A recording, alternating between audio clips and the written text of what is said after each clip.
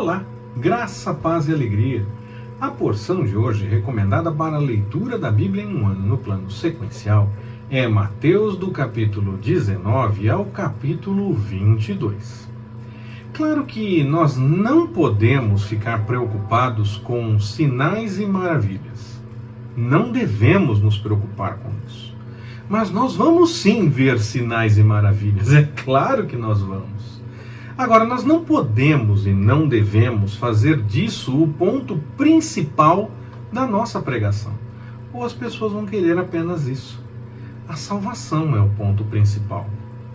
Jesus insiste que a lei vai muito além de mero texto que deva ser seguido. É claro que é muito importante executar as ações ali apresentadas, mas Jesus deixa claro que nada adianta apenas repetir o que se vê que é certo e ficar apenas fazendo por fazer.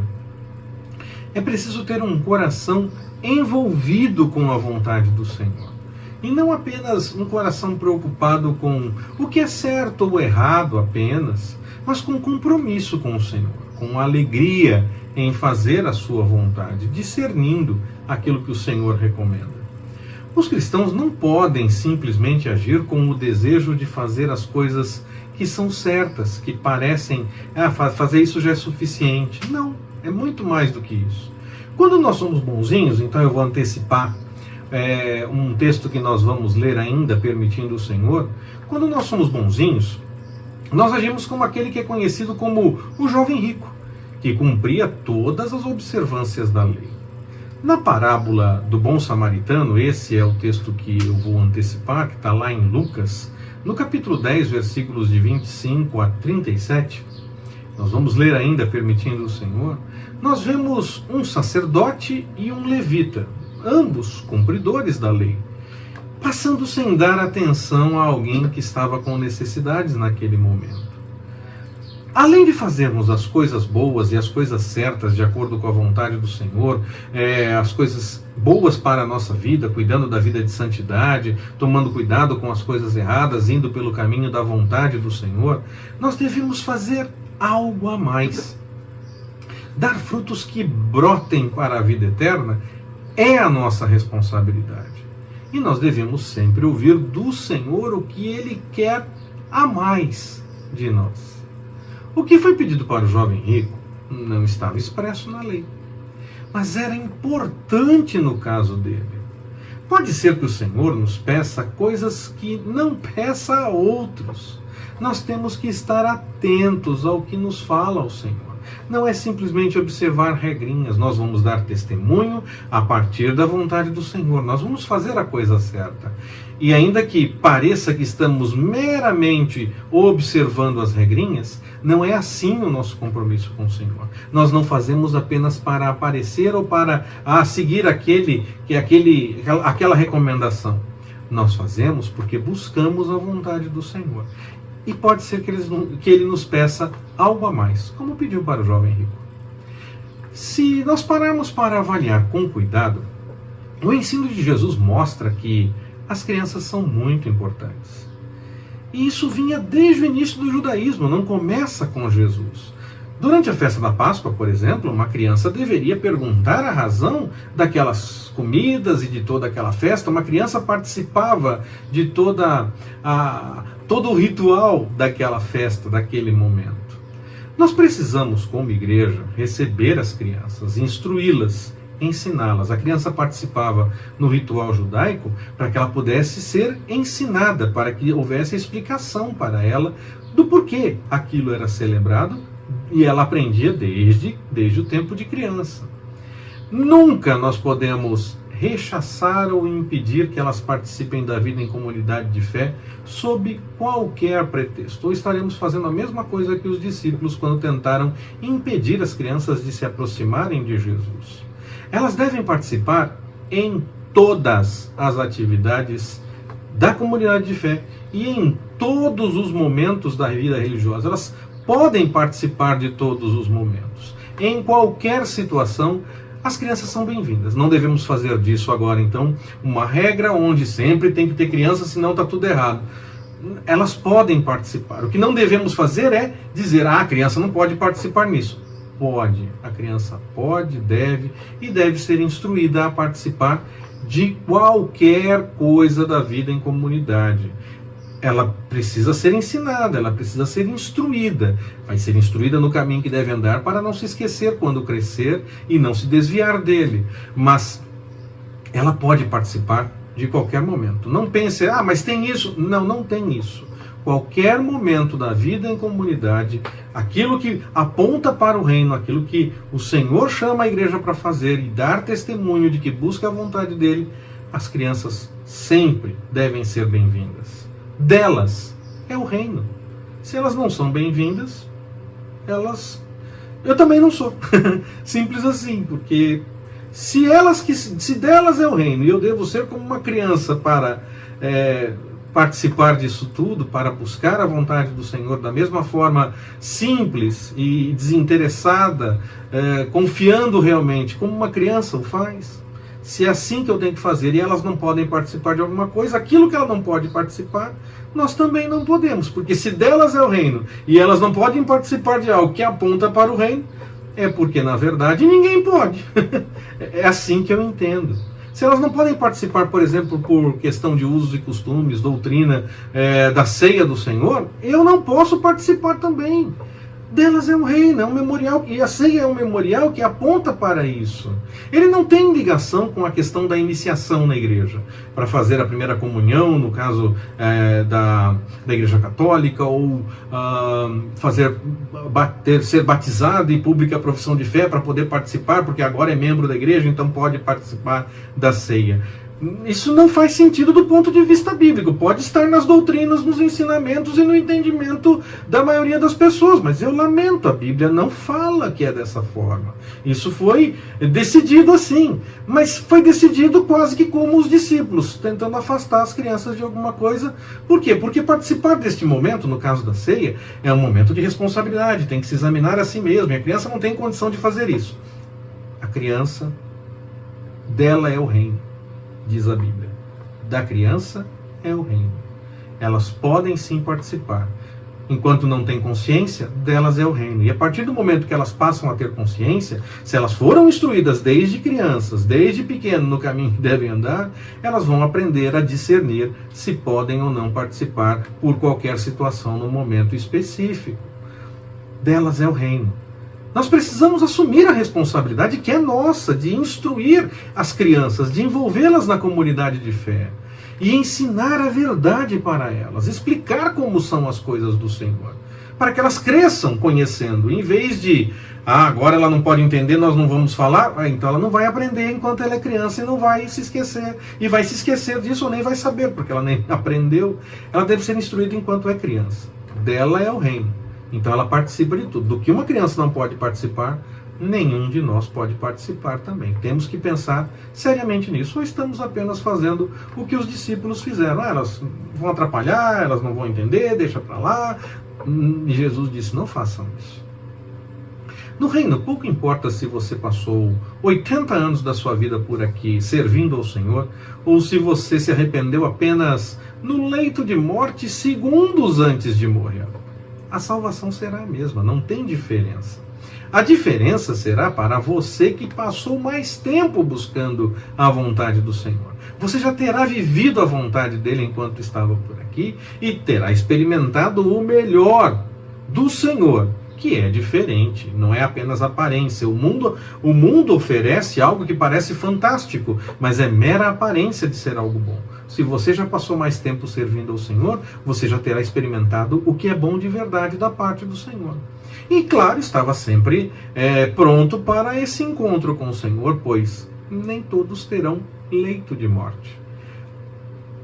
Ainda que para muitos seja possível nesse momento ainda ter tempo para arrependimento, nem todos chegam a isso. É muito arriscado esperar esse último segundo e pode ser, na verdade, impossível de ter tempo de colocar as coisas em ordem caso alguma coisa aconteça fora do que normalmente se espera. Mas se der tempo da pessoa se arrepender no último segundo, no reino, é tudo igual. Mesmo Não há diferença entre quem passou muitos anos servindo ao Senhor e quem se arrependeu no último segundo. A quem deu tempo desse arrependimento de se colocar com o Senhor, sim, no reino é tudo igual. Só não tente ao Senhor. Não fale, então eu vou esperar até lá. Como eu disse, pode ser que você não tenha o até lá. Então, o Senhor está te chamando agora é a hora. O pedido para sentar no reino em lugar de destaque mostra aspirações políticas por parte dos discípulos. Enquanto humanos, nós vemos as coisas de forma limitada mesmo, e também isso se reflete na nossa visão das coisas espirituais. E os discípulos ainda não tinham entendido que Jesus seria sim rei, mas não como eles imaginavam. Talvez eles imaginassem igualmente como os fariseus ou saduceus, que Jesus fosse tomar o poder político, expulsar Roma e reorganizar a nação de Israel na busca pela vontade do Senhor. Como eles pensavam que seria assim, possivelmente, eles esperavam ter uma posição diferenciada no reino. Afinal de contas, eles estavam desde o começo seguindo ao Senhor Jesus e acompanhando-o em todas as coisas. Jesus encerra rapidamente o assunto, deixando claro que quem decide essa questão de posições no reino é o Pai. E quem quer ser servido deve antes servir. O grande não é o que manda mais, o que tem mais destaque, o que tem mais poder, mas aquele que ajuda e apoia mais, aquele que serve mais.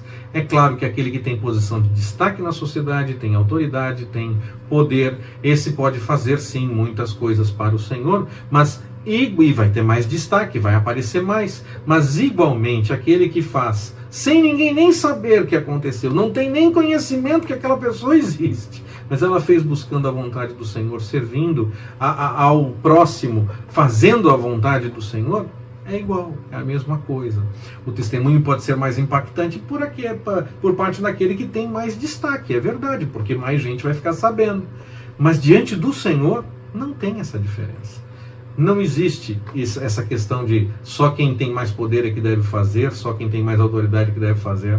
Nós, ainda que seja como o passarinho que na ponta do bico levava uma gota de água tentando apagar um incêndio na floresta, nós fazemos. Ainda que a nossa reação pareça apenas isso, pareça que não vai dar resultado, nós fazemos para a vontade do Senhor. Nós fazemos buscando a vontade do Senhor. É uma inversão do poder temporal e da observação do ser humano, que acha que só aquele que tem mais destaque ou que aparece mais pode dar resultado. Diante do Senhor não é assim.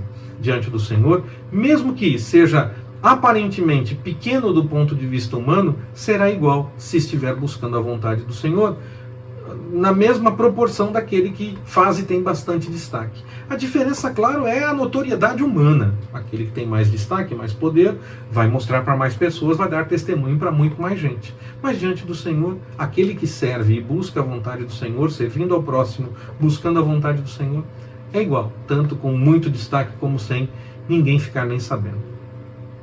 Nós observamos no texto o exemplo dos cegos, e aí eu paro para pensar a respeito desse exemplo e vejo que muitas vezes as coisas que nós vivemos neste mundo, as pessoas à nossa volta, tantas coisas que nós fazemos, atividades e essas coisas todas, há tanto que tenta nos abafar nessa busca pela vontade do Senhor. Nós temos que gritar ainda mais alto, buscar ainda mais, tendo a certeza de que vale a pena enfrentar o que tenta nos atrapalhar nessa busca pela vontade do Senhor. Como em outro evangelho nós temos também a entrada triunfal em Jerusalém de Jesus e a passagem sobre os vendilhões do templo, eu deixo esse assunto para um outro momento, permitindo o Senhor. Além disso, toda a interação com sacerdotes, fariseus e afins, ela sempre acaba voltando. Nós já vimos algumas coisas nos textos que nós já lemos do Evangelho de Mateus e vamos ter outras tantas lendo também os outros evangelhos. Então sempre volta em algum momento, acaba também voltando em outro evangelho. Então nós teremos outros momentos para comentar mais a respeito dessa questão, dessa interação com sacerdotes, fariseus, saduceus e essas coisas todas, dessas interações de Jesus com eles. Mas eu vou registrar neste momento apenas que o Senhor Jesus buscava deixar evidente a vontade do Pai. e deixar claro que a vontade do Senhor ia além de simplesmente observar os preceitos tidos como certos. Deveriam sim ser observados, é claro, mas a ideia era diferente de apenas observar os aspectos legais e repetir apenas a literalidade de algumas ações. O coração precisava ter compromisso com a vontade do Senhor. Para encerrar por hoje, eu vou comentar especificamente sobre o caso da figueira. Com fome, Jesus avista uma figueira. Se aproxima e não encontra nenhum fruto nela. Alguns até dizem que no momento em que isso teria acontecido, não seria nem tempo de ter frutos, da figueira ter frutos, e então Jesus teria sido injusto e essa coisa toda. Alguns até chegam a dizer isso. Jesus olha para a figueira sem frutos e diz: nunca mais nasça fruto de ti. E nesta versão, a figueira secou imediatamente. Há uma outra que os discípulos só notaram que a figueira secou na volta, depois que eles fizeram as atividades que eles estavam indo fazer, e voltaram e viram que a figueira estava seca, em outra versão, em outro evangelho. É perfeitamente possível que eles tenham realmente notado apenas na volta. Mas com o tempo eles passaram a acreditar que eles é que falharam na observação e demoraram a ver a figueira seca na hora e só viram na verdade depois.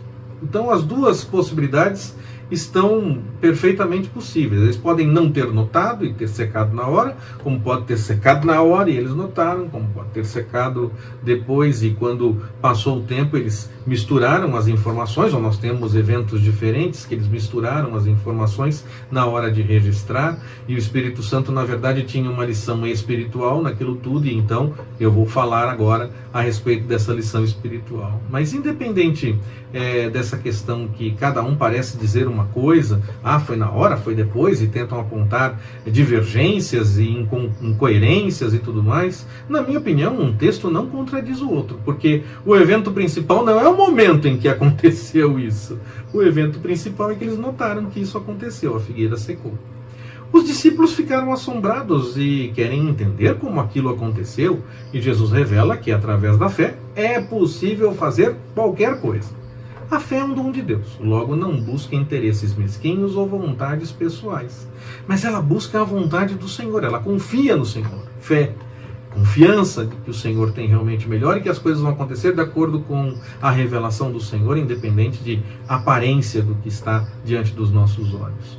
Mas nós podemos fazer qualquer coisa, sim, é possível fazer qualquer coisa com fé. E se for necessário para mostrar o poder de Deus, e não para interesses mesquinhos e pessoais, é possível fazer igual ao que Jesus fez naquele momento e muito mais. Mas se for por mera vontade pessoal, esse coração não está buscando ao Senhor. E o seu desejo não é a vontade de Deus. A vontade de Deus acontece quando nós declaramos com fé, mas nós temos fé no Senhor, que o Senhor vai realizar, e não que nós vamos fazer o que nós queremos e Deus vai ser obrigado a atender. Não, nós fazemos porque o Senhor tem um interesse para ser louvado e glorificado diante daquela situação. Eu entendo então que Jesus nos mostra algo além nesse texto, exatamente por essa interpretação de alguns de que naquele momento não seria tempo para a figueira ter frutos. Eu vejo que esse texto vai um pouco além da mera ação física em si.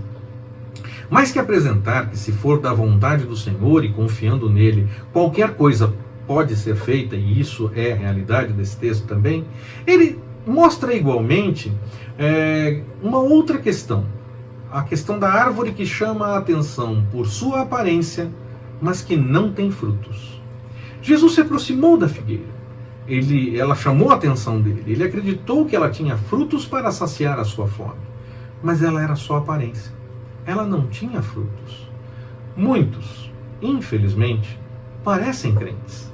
Possuem aparência. E até chamam a atenção das outras pessoas, como a figueira chamou a atenção de Jesus.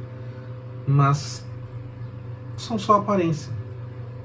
Se nós pararmos para analisar os seus frutos, as suas palavras e as suas ações, elas não revelam nada de fato, a não ser que não possuem frutos como o Senhor realmente nos chama a ter frutos. Jesus nos orienta a observarmos os frutos. Nós não devemos julgar, ficar imaginando coisas a partir do nosso próprio pensamento, quer seja para inocentar um culpado, quer seja para culpar um inocente. Mas nós precisamos observar sim os frutos. A palavra nos revela a necessidade de confrontar aquilo que é dito e feito com os ensinamentos da própria palavra. É preciso ir além da aparência, de parecer ser uma árvore frutífera. Precisa ser ação de fato. Há tempo para todas as coisas, há tempo para anunciar ou não anunciar, mas sempre fazemos buscando a vontade do Senhor. Quer não anunciemos, quer anunciemos, faremos isso para a glória do Senhor. Quer comamos, quer bebamos, ou não comamos, não bebamos, devemos fazer para a glória do Senhor. Então, estaremos dando fruto, quer façamos, quer não façamos, porque estaremos buscando o discernimento da vontade do Senhor. Nós devemos sempre discernir a vontade do Senhor para dar frutos de acordo com o que cremos diante daquilo que o Senhor nos revela.